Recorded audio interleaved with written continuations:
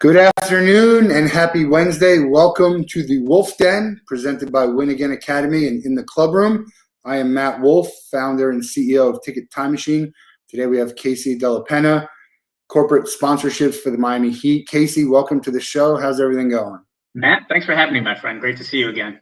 Yeah, so at the top of this, we're going to talk about Win Again Academy, our sponsors, and in the club room. Mark Moyer does a great job of hosting networking events with professional athletes and ex-professional athletes talking about business, and it kind of ties into you and I and how we got to this point because it all started with networking.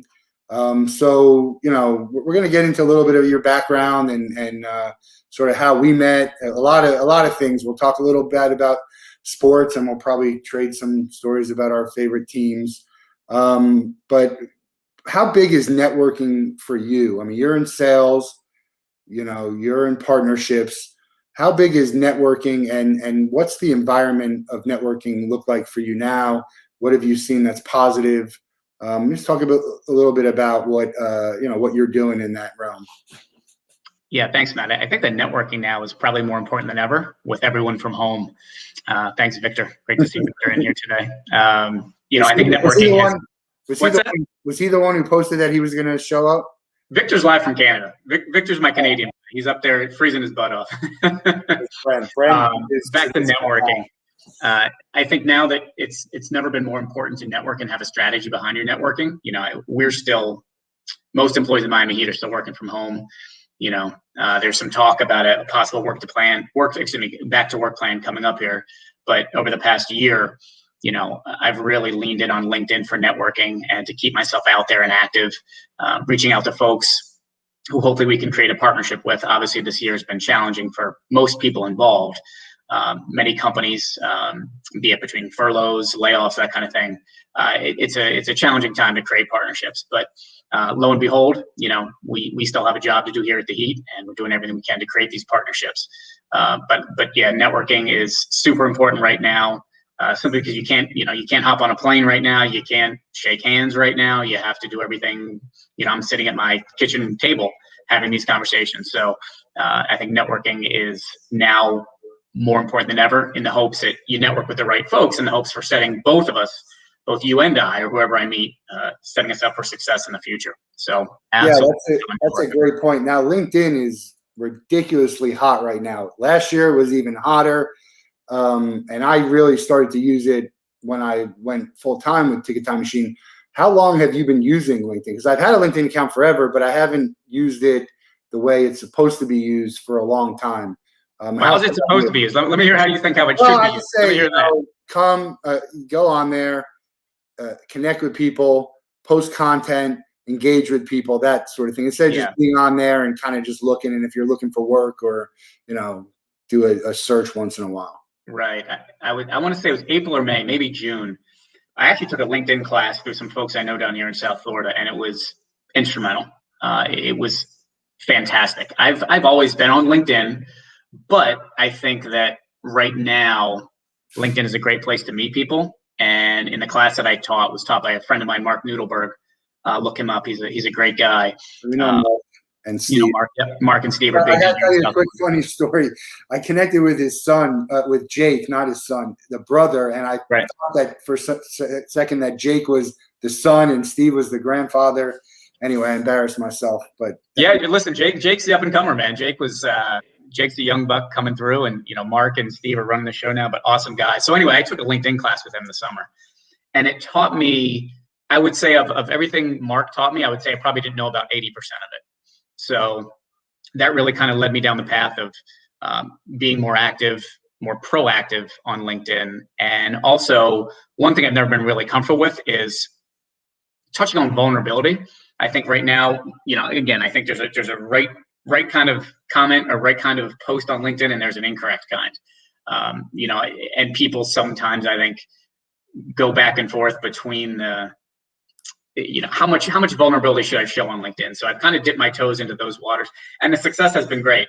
You know, I've had a lot of great conversations on LinkedIn over the past year that have started through LinkedIn or something I've posted. So I'm a believer. You know, it's challenging now because maybe in a normal year you might see the results quicker. But right now it's, again, doing my best to create these partnerships. But, there was one prospect who actually reached out to me on LinkedIn, and we're in discussions regarding a partnership, and he came to me. And in my world, that is very rare. You don't have many people reaching out to me. I do 99% of the outreach. So every now and again, I'll get a inbound lead, we'll call it, on LinkedIn, and that's been pretty amazing. Yeah. So Ebony, thanks for joining, and Victor and Brent.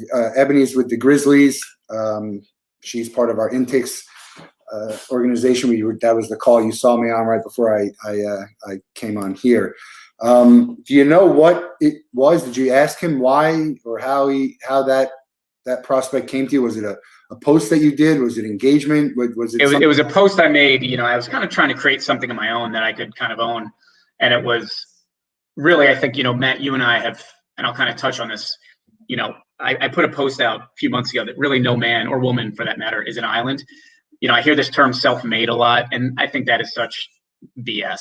I think that there's no one is self-made. We've all had help somewhere. We've all had a loving parent or a friend kick us in the pants when we need it. And I put up a post a few, months ago, and I had a friend reach out to me, Darren Magaro up in North Jersey. I hadn't spoken to Darren in 20 years. And he reached out to me, and he was going to be doing the same thing. He was going to be starting his own podcast called Homage, where he basically gives homage to those folks in his past that helped him get to where he is. And I started doing that every Friday. I've since kind of pulled back a bit because I've quite frankly run out of people to thank. So I think you may see a little bit less of that from me, but I've been getting a lot of people telling me how much they enjoy seeing that, how much they enjoy hearing about my story. But it's not so much about my story. It's about, hey, let's be thankful. Let's be grateful. Let's try to move forward as a all on the same team and try to figure this darn coronavirus thing out together. Yeah, I love that. Tim McGee. I don't know if you're connected with Tim. I know Tim. McGee. Sure. Tim does something very similar. He does something similar where he's asking people to give shout outs. I've given them. I do a team player of the week, and we've awarded some people that people like Tim, who are sharing, and the people who join my Learning LinkedIn are all people that I'm thankful for. But I say that all the time. I wouldn't be sitting where I am today without a lot of help from a lot of people. And it doesn't matter that if I'm doing everything myself, mm-hmm. I'm not really doing everything myself, right? Mm-hmm. I don't know if that makes any sense. No, Matt, it's true. Like when I hear people's stories, one thing that's always kind of made me tick is hearing other people's stories and why and how. And I'll go back to that. I'm in this group. We try to chat every Friday. Some of us can make it Friday, but there's 4 or 5 of us on this this chat we do on a Friday. We spend a few minutes together just catching up. And I've only met one of these 4 or 5 people in person. I mean, think about that. I've met this group of 5 or 6 guys on LinkedIn, and we're all wired the same way. And we kind of get together, call it therapy maybe, right? I think we all need a little bit of that in our lives. And we try to meet every Friday to chat. And again, these are friendships. And Victor's one of the guys. And I told Victor, hey man, when this thing's over, I want to see you down here. Let's do a Keys trip together. Let's get you out of the cold north and get you down here. So I think there's a lot of relationships that are being built via LinkedIn that will soon hopefully come to fruition in person. So that's pretty darn cool too. Yeah, we are. I'm a part of a happy hour on Friday that is started with Dave Wakeman and Ken Troop, and we get about 5 or 6 people, but consistently every Friday, and we're on Zoom, whenever we can. So I think it's great. I have a few groups that I'm a part of, and I'm looking forward to seeing any of them. I mean, I welcome any of them to come down whenever it's safe for them to do that. Florida's evidently open for business and has been since March of last year. So come on down. Oh yes, thanks for joining. We were talking about you. Hey, Dahlia. Asking about Win Again Academy and in the club room. We'll see you later today. There's an event, but everyone should check out Win Again Academy and in the club room. Mark and Dahlia and Peter doing some great things over there. So I guess we'll talk a little bit about the funny how we got here on this call. You were messaging each other and trying to get a call, and you said, hey, I think we met one time before. And I'm looking at your profile picture, and believe me, my memory is generally pretty good, but I've seen like 5,000 profile pictures here, so it didn't connect. And the word you were saying, the location you were saying, because you're with the Heat, I was thinking it was somewhere down in Miami. Anyway, the truth is we did meet in the past. We were on a double date. And that's for another conversation. Matt and I shared a romantic double date together. Yeah, we had a great time. We connected via LinkedIn. Yeah, I had a great time. But now, now here we are talking about it. So it's just funny how, the people that you connect with, there's a very good chance that you probably have crossed their paths in some way, somehow. Even if you look at that in the dating world, it's just crazy how everyone is connected. So, it's funny. But my question to you is, and this is something that's just I'll never understand. Like, at what point do you not accept someone's connection? Because I have people who have hundreds of connections and they don't accept it. I have people who accept it and they never write back to me. Like, how do you feel about that? What's your, how do you operate? This came up in that class, in that LinkedIn class. And, again, I work for the Heat, so I get a ton of just blind invites. What I ask of people who are connecting with me is, give me a blurb. Tell me why we should connect. Give me a reason to connect. And like, again, Mark said, try to show up differently. I try to keep LinkedIn to a chosen few. I like to say that I've met or have had good experience with everyone I'm connected with. There are a few that have made it through the cracks, but I think my thing is if I reach out to somebody on my end, I will always, I think LinkedIn limits you to, I want to say it's 300 characters on that initial outreach. Yeah. So it's pretty challenging to explain who I am, what I do, what I'm about in 300 characters. So I use the term virtual coffee a lot. Would love to meet for a virtual coffee. Completely fine if not, but would love to do that if you can make the time. I've gotten some results with that. It's not obviously a pressure tactic, but it's a way to reach out and say, hey, would love to action, right? Call that. Learn more about you instead of the, I can't stand when you're getting pitched. Joe Mulling said it on the morning huddle, on the Noodleberg morning huddle 2 days ago. It's funny. You get a request and you know what's coming. He called it a hot stove. And as soon as you press that accept button, boom, within 10 minutes, they're pitching you something, or they're saying, hey, here's why you need our service. And they don't know the first thing about me, the Miami Heat, or what the organization as a whole is looking for. So try to keep that in mind when you're adding somebody. And also when you're, when you're taking a connection in, when you're accepting, make sure, because like I said, we're smart people. We know that pitch is coming. So I would say craft an individual message to anyone you're reaching out to.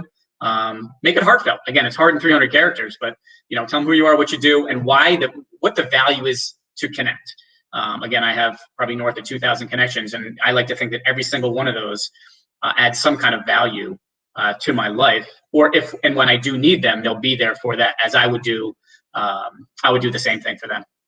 Yeah, I agree with that in a sense, but I don't mind people pitching me. I really don't. I respond to everyone. Like, that's what we're on there for. I pitch people because I have to. I don't have the luxury of wasting time to try and say, hey, talking small talk. And I don't even know if you want to talk small talk. So, right. I kind of play around with the people who try and talk small talk with me when I know they're pitching me for something that I don't necessarily need.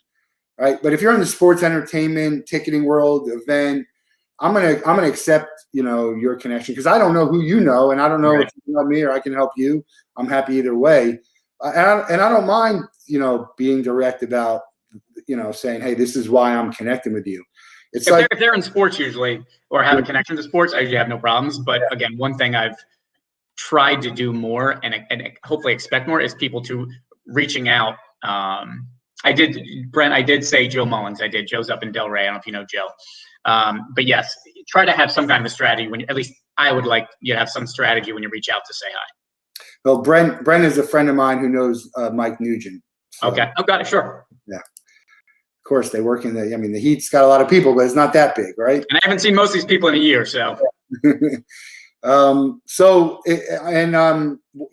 would you network outside of LinkedIn? What's been successful for you outside of LinkedIn in the networking realm? Pre-COVID, that's it. But prior to that, a lot of events, games, for me, it's been a lot of games. Prior to the Heat, I was at the University of Miami for 5 years. And for me, going to 90% of the football games, nearly 100% of basketball games, and a handful of baseball games, you're meeting so many people in these games. One thing I'm struggling with, and I know we all are in sports, is for the folks who are working for organizations, we're only allowing 3,000 fans in our building right now. And right now, obviously, the game experience is different than it was in the past. So some people want to come, some people don't. Pretty much it's not an option to have a prospect come to a game right now.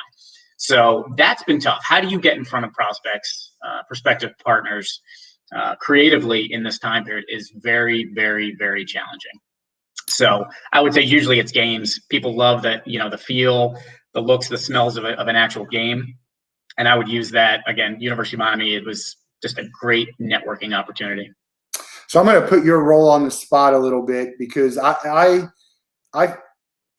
think that partnerships and sponsorships are two totally different things in my world.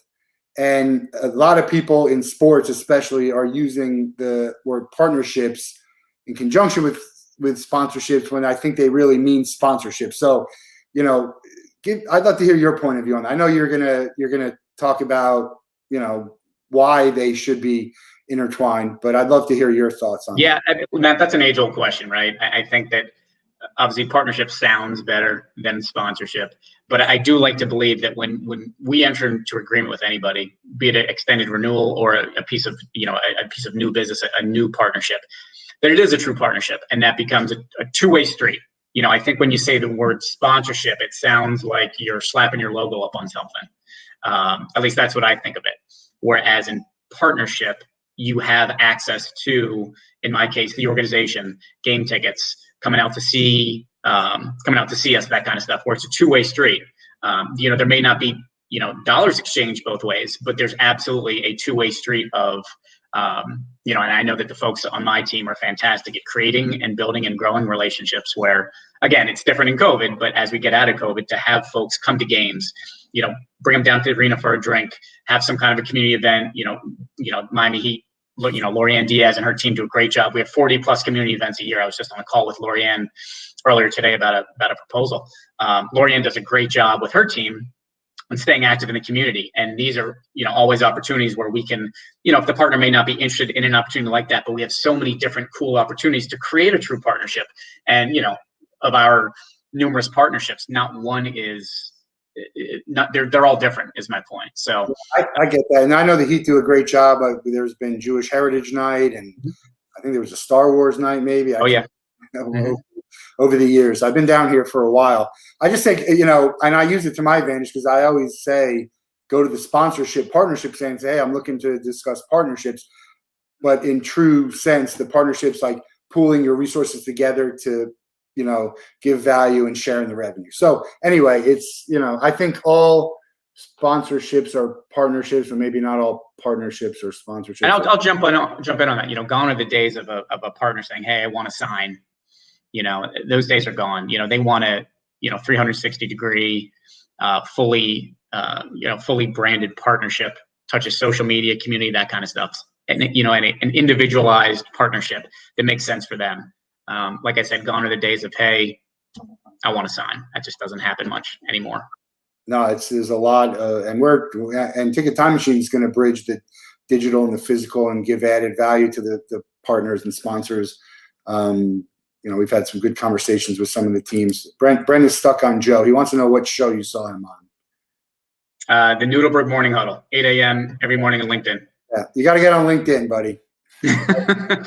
Otherwise, they go every morning. They go live at 9 or 8? 8 a.m. Yeah, before you're up, Brent. He's got 3 kids, so he's up fairly early. He's up at 5 in the morning then. Yeah, he's got some twin girls and a son.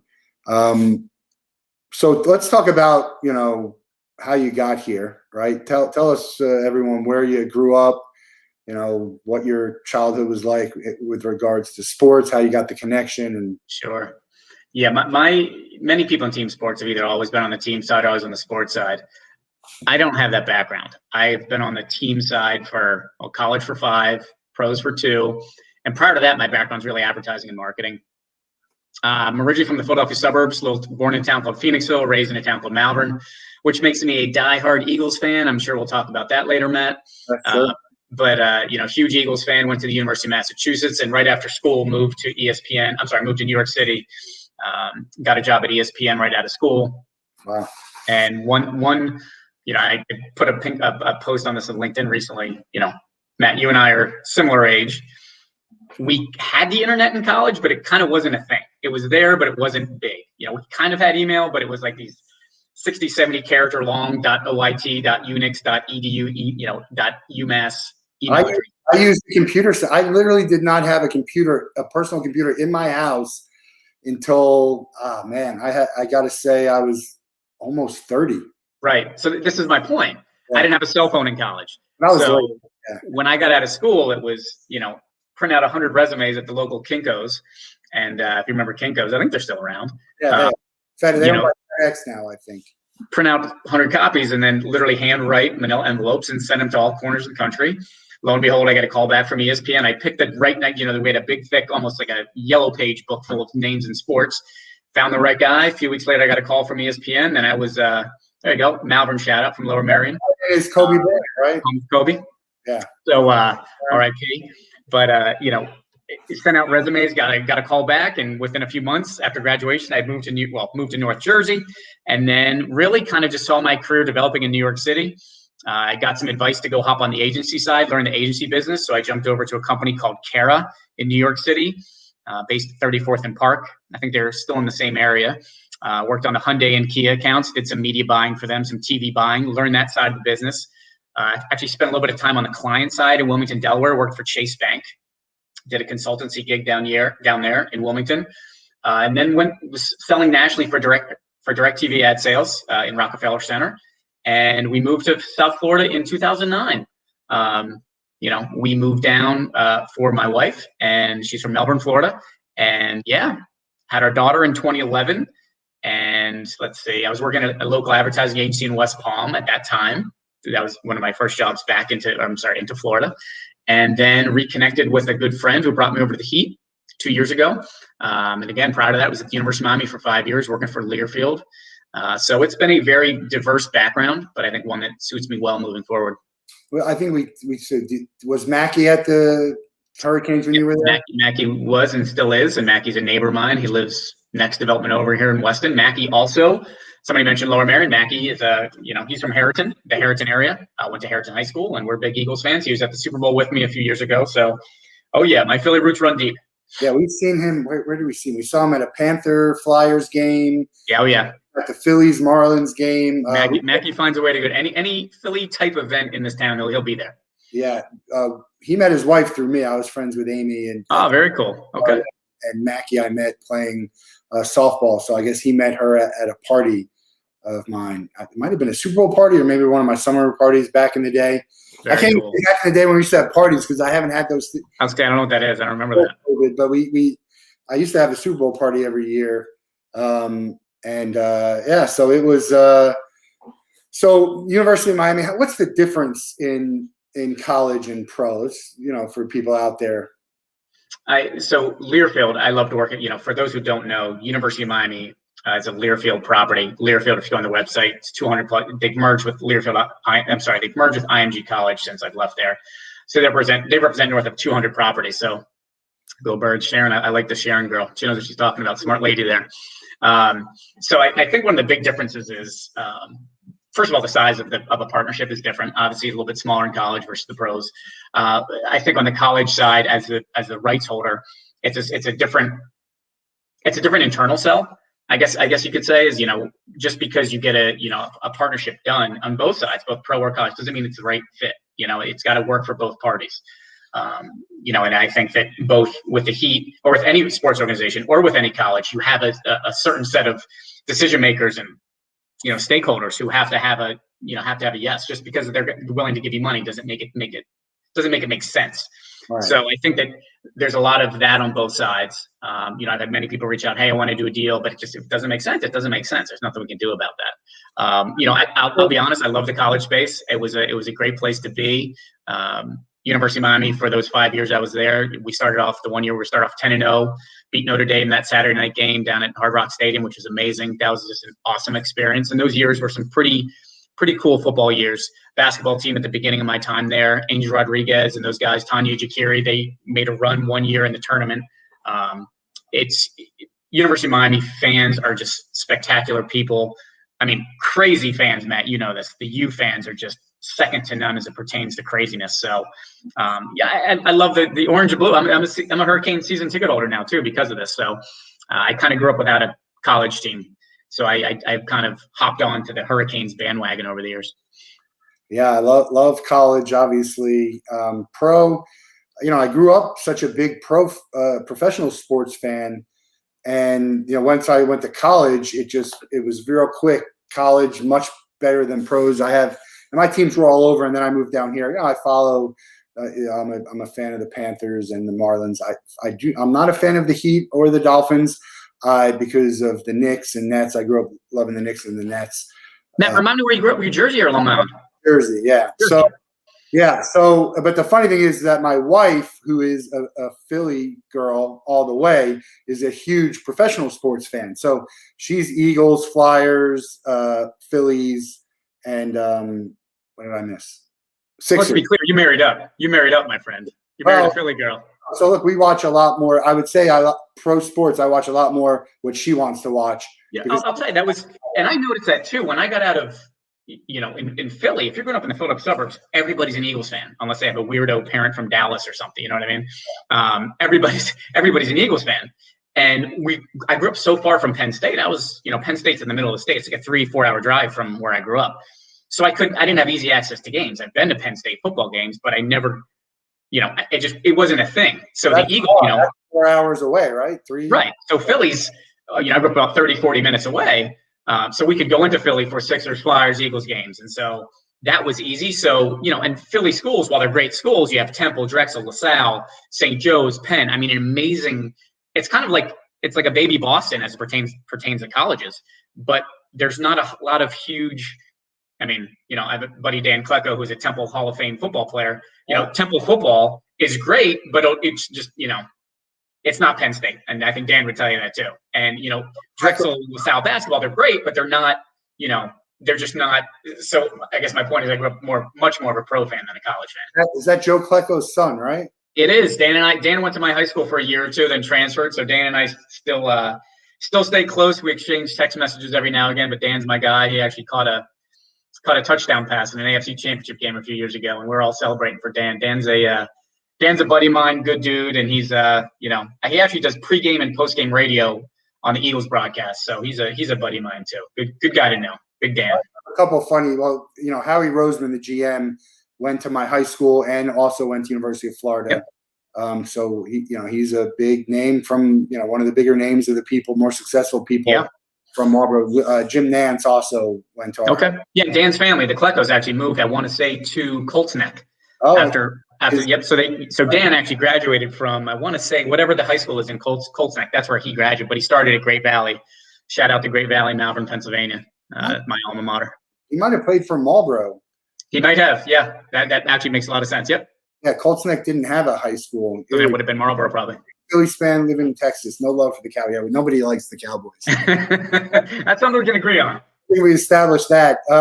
So I actually was on a podcast yesterday with Frank Gordon, who does a great sports podcast, and I was telling him about my best memory of with my dad. And I was Broncos fan. I'm wearing my Elway jersey, and my birthday wish, and I was young, was to go to see the Broncos play, and they were playing at Philly.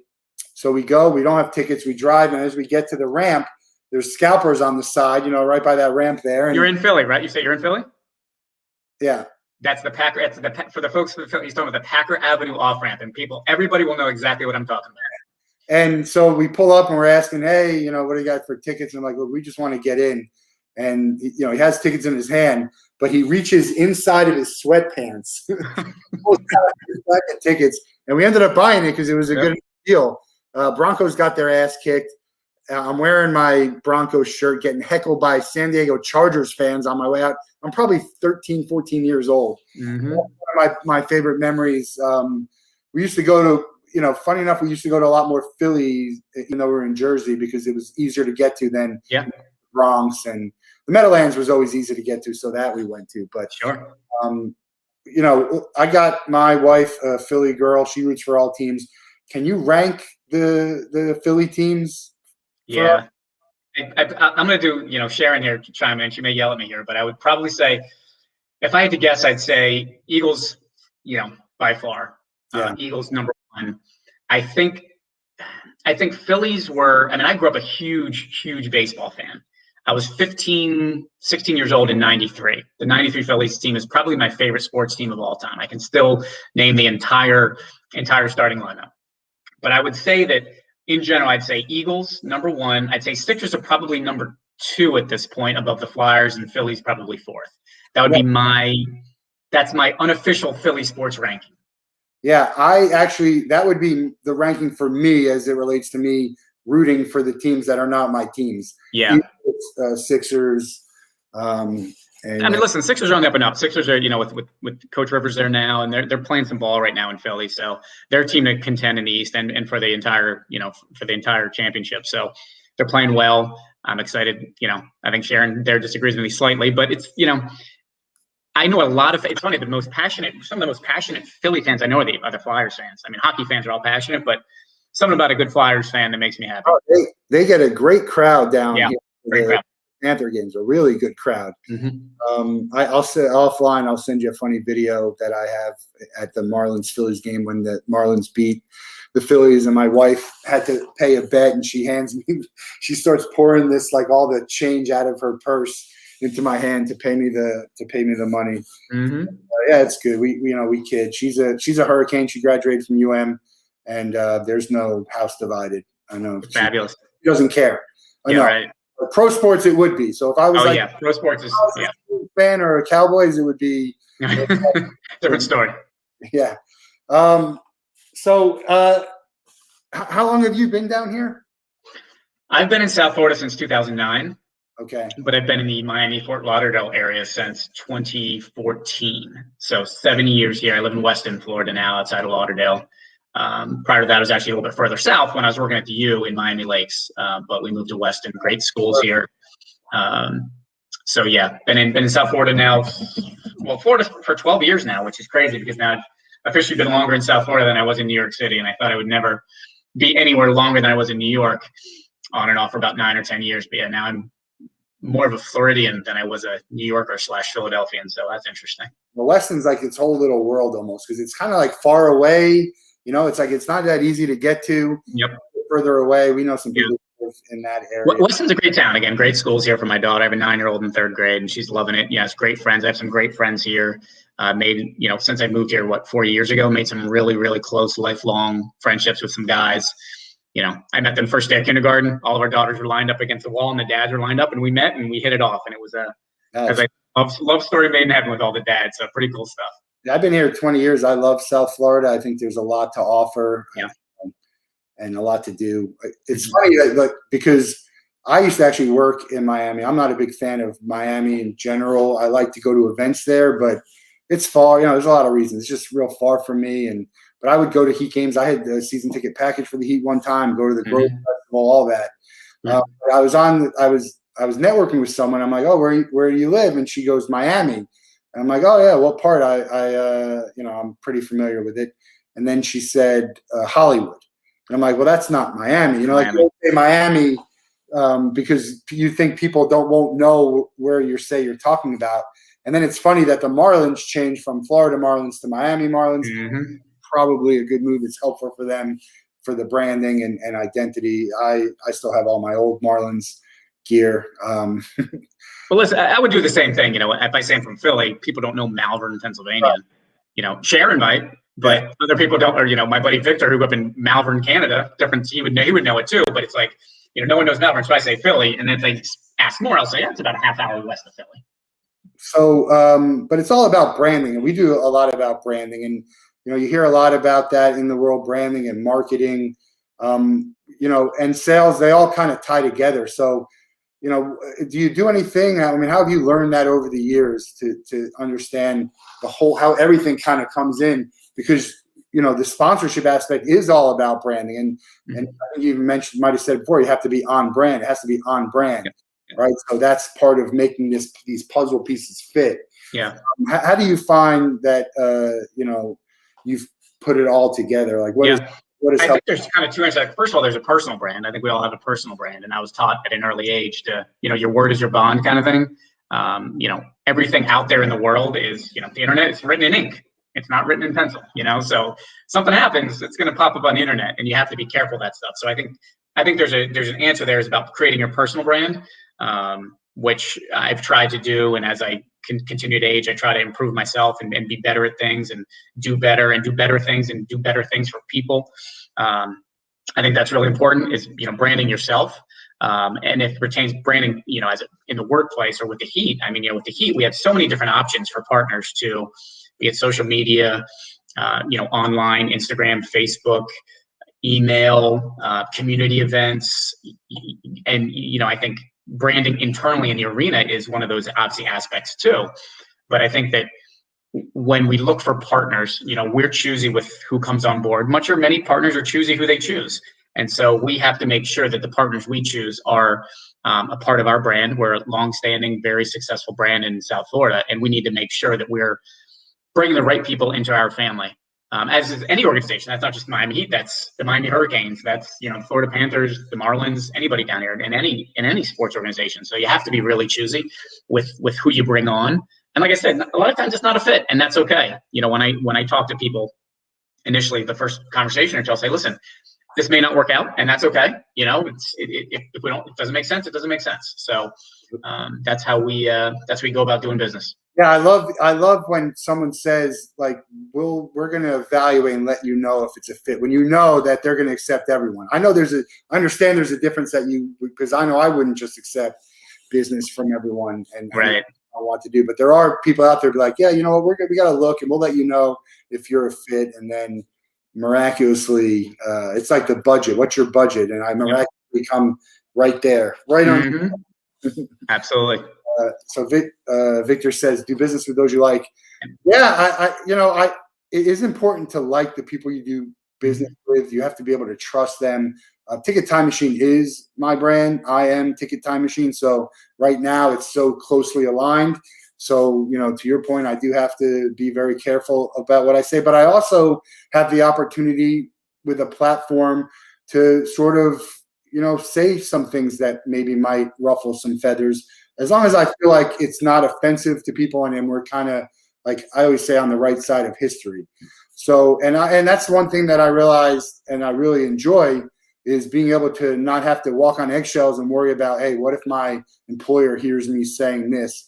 Like, am I going to get in trouble for it? Even if it's, I know there's things you can and can't do, even if it's just something that's as simple as going to a protest for, whatever, freedom of, but there's obviously consequences that you can have. So, it's important to do business with those you like, but you can do business with people you don't get along with. It always is better when you don't, when you do get along, people just butt heads and that's okay. Yep. How creative do you get to be, as an employee, as opposed to, hey, here's our menu, so to speak? I laugh at that because I'm the least creative person I know. There's probably some creativity in what I do, but I have a lot of help, a lot of creative people internally at the Heat.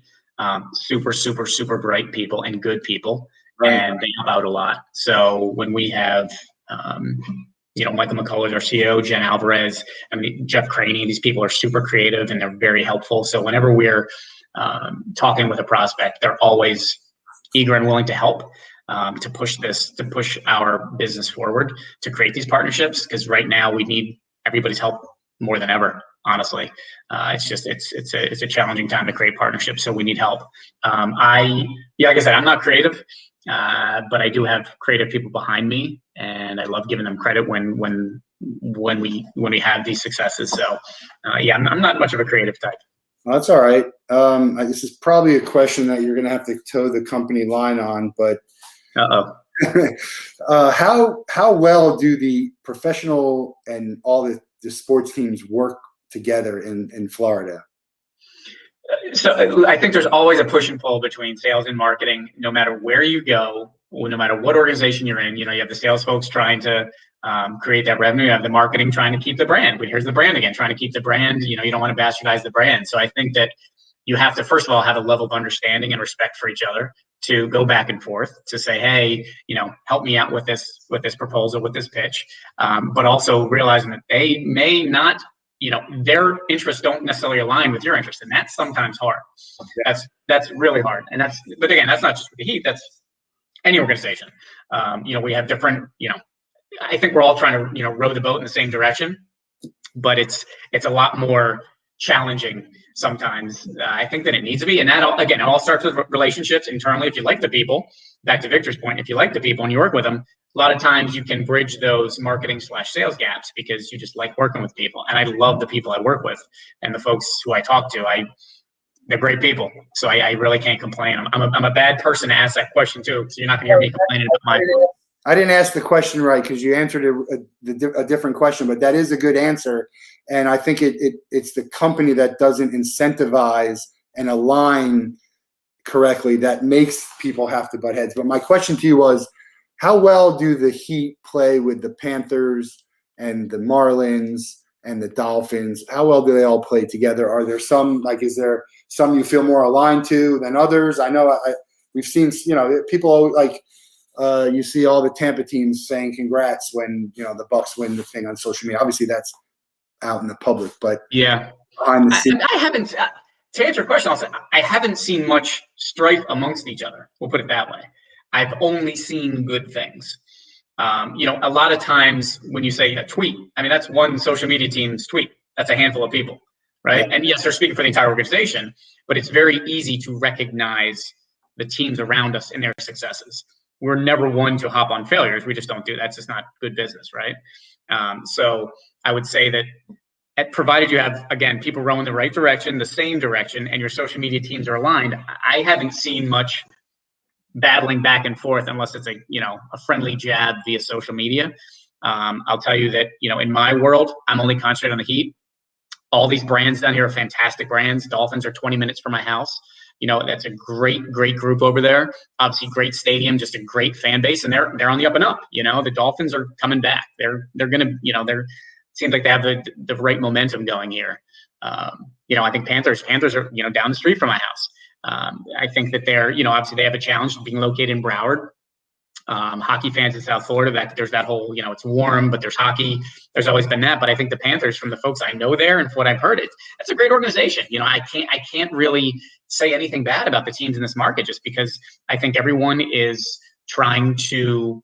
Here's the other thing I'm going to tell this too is, South Florida fans are pretty fickle. We're a fickle bunch. I'm not, but South Florida fans, one team losing, you move on to the other one. So, the Heat have had some successes over the years, and I think we've drawn a very good amount of fans due to our success. But if you look back a few years ago, 3 or 4 years ago, when the Canes started 10-0, there wasn't a car in this town that wasn't orange and green. When we beat Notre Dame, when we had College Game Day, and I would tell you that if the Canes are winning, I think Canes are the biggest team in this town, which is kind of funny. If the Canes are winning, yeah, I can agree. Yeah. But I think it's hard because, again, with fickle sports fans in this town, it's just we battle. And I have this discussion all the time with prospects. We battle the sunshine. We battle barbecues. We battle boats. We battle weekend trips to the Keys. How do we bring fans in? It has to be an experience. In Miami, it has to be an experience. It has to be top notch, and we're pretty darn good at that. I can agree with that, and it's good to see. You can work together, but at the end of the day, you still are in a little bit of competition. You're in a professional sports market with a big crowd and wanting to, get the attention. And some people have the luxury of supporting all of the teams down here. I know who's that moving company who just supports everyone? Good Greek. Yeah, their partner. And one thing we didn't talk about is the Inter Miami. I have season tickets to Inter Miami, and we didn't. The season started. I want to say the season started right after COVID hit last year. And I bought those tickets to bring my daughter to a game. My daughter's not a sports fan. I really want to find something that she likes. So I bought these basically for us to go to games. And I think she's going to dig it. But I do think, again, David Beckham is one of the co-owners of this team. They have a beautiful facility up here in Lauderdale up by me. I don't know if you've been to the facility, but it's second to none. And if they start winning games, I think that's going to be another team in this market that's going to be people that people might run to because, obviously Latin flavor in this market, big soccer fans. That could be a big one we need to watch out for. Yeah, I think so too. Beckham's a big draw in soccer. Mm-hmm. There are soccer fans. You just have to have a good product and maybe, get some weights. You're fighting for a lot of attention down here, but right. Absolutely. The reason why there's a professional team in each league. So mm-hmm. We mentioned Twitter. Do you have any good Twitter followers? Twitter follows. Would you recommend? I love Rex Chapman. Cracks me up. He's great. I think Rex is great. I think Rex is, I think he's obviously he's very liberal. So there's to be clear to anyone watching, I'm just saying, I don't endorse. I laugh. I love people who aren't liberal, who comment on his things, and it's just like, yeah, are you following this guy? Yeah, that's his MO, and it is what it is. Heartwarming. I love Super 70 Sports, man. I don't know if you follow those guys. Again, they're a little profane, but they are fantastic. And that stuff that's from my childhood. Talking about Dukes of Hazzard and the old Tampa Bay creamsicle uniforms and stuff like that I grew up with, and stuff that I love. I love Super 70s. Rex Chapman cracks me up. I've really, since COVID, I've really kind of leaned more into investing. I follow a lot of investing folks, I would say, but on a sports, obviously follow all the Miami writers, Will Manso, obviously Local 10, Lorenzo Butler, my guy, Heat PR. Follow Lorenzo Butler if you haven't already. He's a great person first and foremost, but a great guy to know. Really anyone at the Heat is just a great person. Yeah, Super 70s has a great website where they sell all kinds of shirts. I don't know if you've seen their Yes, I randomly recently I'm a huge Bo Jackson fan, grew up a big Bo fan. I randomly at my doorstep a few weeks ago get a package, and I open it up, and it's Bo Jackson's Tech Mobile icon on a T-shirt. That was it. No note, no nothing. And I had to, through the deduction process of deduction, I figured it was my best friend Chris from up in Pennsylvania sending me a Bo Jackson T-shirt from Super 70 Sports. So yeah, pretty cool. So I'm doing one of the shirts. Great segue with Bo Jackson, because I am getting an artwork done, and it's going to be my Mount Rushmore for my favorite athletes. And my Mount Rushmore has Bo Jackson on it, and he's actually going to be split with Royals and Raiders. Very nice. So give us you can choose either your personal Mount Rushmore or who you think the Mount Rushmore of sports is. So I'll give you personal. I'll give you my favorite. I love Bo Jackson.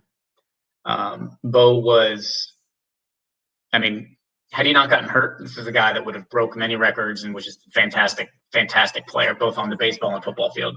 Again, I'm biased because I grew up in Philly.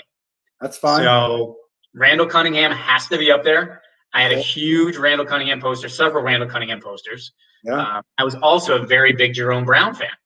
Jerome Brown from the U passed away early in a car accident in the early 90s, early 90s.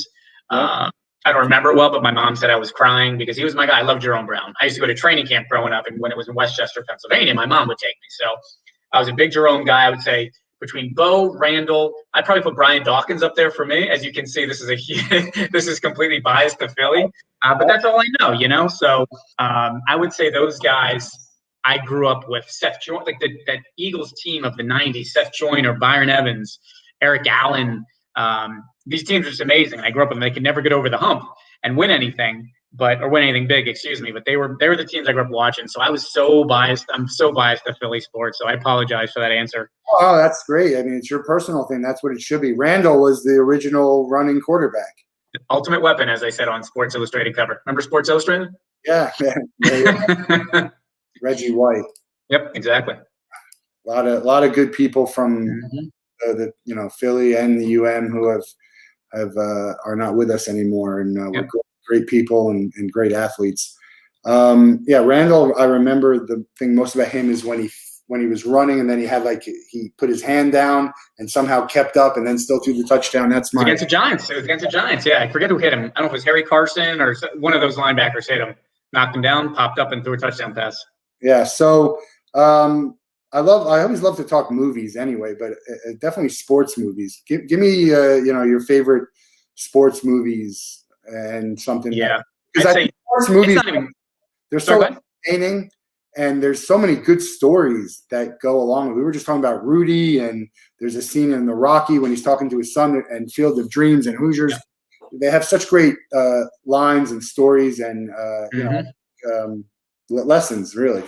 Listen, I'm from the Philly suburbs, so I have to say Rocky, but the entire series. And I thought Rocky IV in Russia was a very underrated movie. I thought that was great with Drago. But I'd say my favorite sports movie is Field of Dreams, and it's probably not close. Field of Dreams, just the storylines in that movie with his father. Well, I don't want it. I'm hoping that everyone's seen it. But, yeah. I don't want to kill the end, but their storylines they're going through that movie, they're just fantastic. Vic says, remember the Titans, also good. I would say Field of Dreams. I loved Rudy. Listen, I'll take it back. Late 80s, Major League? Major League was a fantastic movie, and I used to actually recreate the final scene in my basement. I believe it was Jake Taylor running to first, and who scored the winning run? Jake Taylor was Warren scored the run, maybe. I don't know, or something. No, it was it Willie Mays? Was it Willie Mays Hayes? Anyway, I think it was Willie Mays Hayes who slid in under the tag there. But anyway, I used to recreate that scene in my basement, so I loved Major League growing up. I have a Joe Boo shirt and absolutely, man, absolutely. I think that was from Baseballism. Mm-hmm. Store Baseballism. Yep. I don't know why I love like helping people out. I had, I don't care if you pay me or not. If I think something's good, I'm gonna promote it. Absolutely. People will promote my stuff whether I'm paying or not, which I won't. I want people to like it. Well, Field of Dreams and Hoosiers for me are top 5 movies of all time, any type. So for me, they're right next to each other. We got some great ones here. Remember the Titans. Sandlot. I forgot about Sandlot. I mean, you're killing me small. Sandlot was fantastic. So many. What did you think of the Marky Mark movie? Wasn't that about Philly with the kicker? Oh, Invincible. Yeah, Invincible. Yeah, so I actually met the story's based on Vince Papale, and I've actually met him twice in person.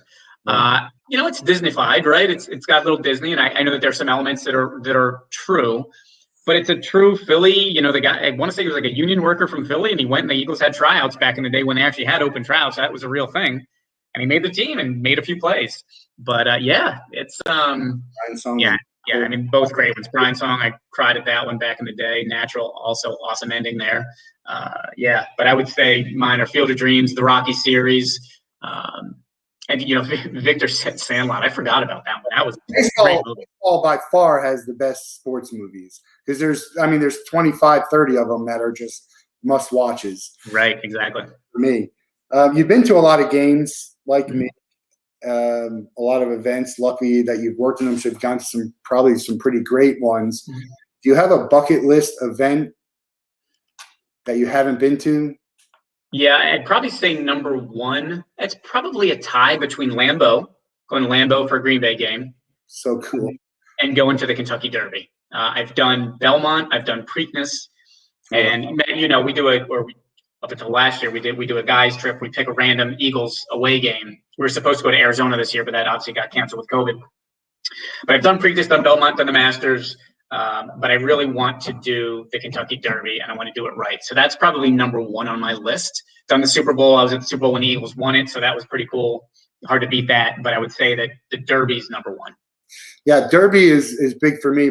I have a twin brother, and our birthday is May 2nd, which is basically Derby weekend, almost.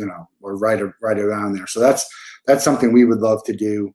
Been to Lambeau actually on a sports trip that I take with my. You mentioned that to me. Yeah, that's cool. It was supposed to be our 20th year, and we're going to go somewhere this year. I don't know if it's going to be a true sports weekend.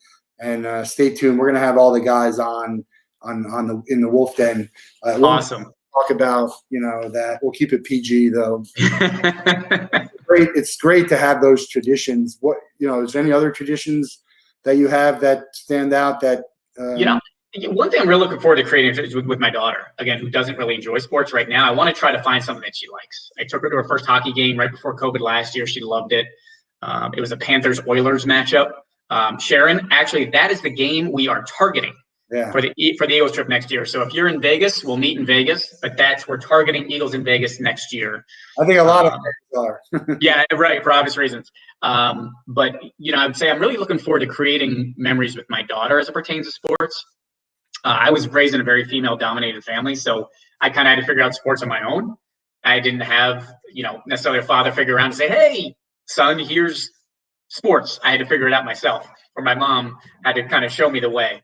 And so I really want to see if my daughter enjoys it. She hasn't been to a Heat game yet. It's just challenging. We're in Weston, so it's hard to get her to a game. Right. If a Philly professional sports team wanted to hire you, are you down in South Florida? Do you ever consider going back north? I always get that question.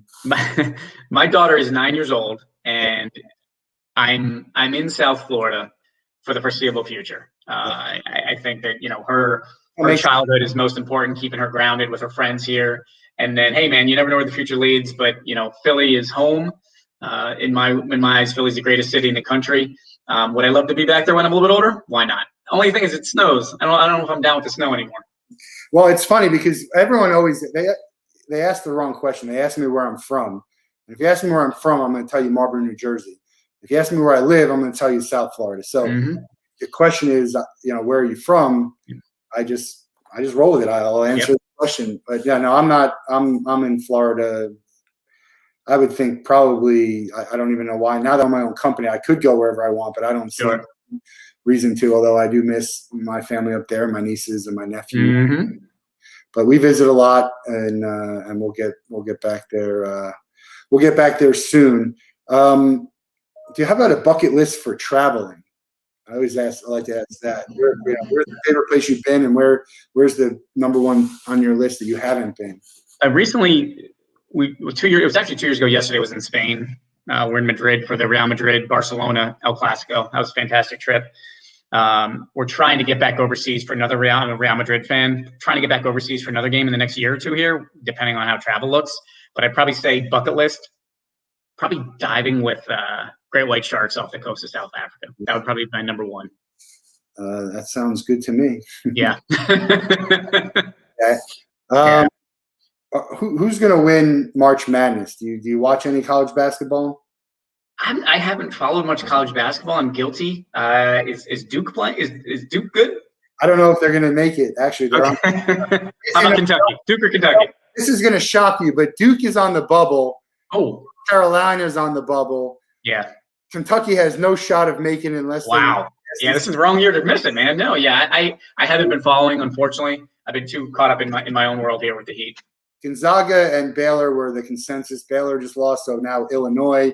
I would think that one of them is not going to win just because of the nature of the tournament. It's all going to be in Indy, which is pretty awesome. You did not get a chance to go to the bubble last year, did you? No, we didn't really much have the option. They tried to keep that pretty. A few folks, a few of our game operations folks, Josh Goshen went along with some of his folks went up there, but did not get to go to the bubble.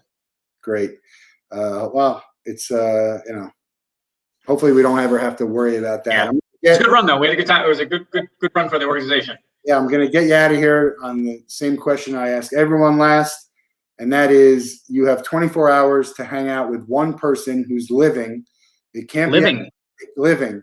Can't be anyone you're related to. Who is it, and what are you guys doing? And I'm going to make it happen for one of my guests, so make it a good one. Oh, man. Yeah. So I wasn't prepped on this crowd. I got to think of this one. Living 24 hours. Anyone. Doesn't have to be sports. It could be literally anyone. Oh, I think I have to go. You know what? I'm going to go Charles Barkley. I think Barkley and I would have a fantastic time. And what will you guys do? I'm not a huge golfer, but I would go golf with Barkley to see that damn swing and laugh at him every single time he swings. I got a great Charles Barkley story. I was at a Sixers game, and I'm standing on line for refreshments, and all of a sudden I hear this big commotion, and Barkley is just – the lines were packed back to the restrooms. And Barkley's just walking right through the middle of the line to everyone, and everyone doesn't know whether they should be yelling at him or asking him. Barkley would be a great. I would love to make that happen, and got to shoot some hoops, play some golf, and just say, hey, I want to hear a hot take you have that you haven't told everyone. Which aren't a lot of them out there, but maybe there are. I don't know. All right, that's great. I love to hear it. Good choice. Well, I appreciate your time today. Absolutely, Matt. Great to reconnect, and I look forward to connecting again in person. Anything I can do to help what you're trying to achieve is I'm happy to do it. And I appreciate that. One of the Win Again Academy events, I know Dahlia said she'd love to catch up with you, so I think you would enjoy that. It's excellent networking. Okay, great. All high quality people in there and high quality guests who are talking about what they're doing, and these people are doing great things. People who were successful on the field and off the field, which is, there's a lot of that going on these days, which is impressive. And they don't even have to do it. It's like, I don't have to do this. I think Brandy Chastain is going to be there this week or next week. Cool. Her and her brother, Chad, are doing some great things in the soccer world. So, Sharon, thanks for stopping by. You can find this on replay. Hopefully people can have replay, but I appreciate everyone who stopped in. Victor, Sharon, Brent, Dahlia, Casey, thanks for coming by. Thanks, everyone. And Matt, thank you again. And then again, I'll echo your sentiments. If there's anything I can do to help you, please let me know. Yeah, sounds good. We'll talk to you soon, and stay tuned for a couple more Wolff Den episodes this week. Until then. Will do. Thanks, Matt. Take care, bud. Okay. Bye-bye. Casey.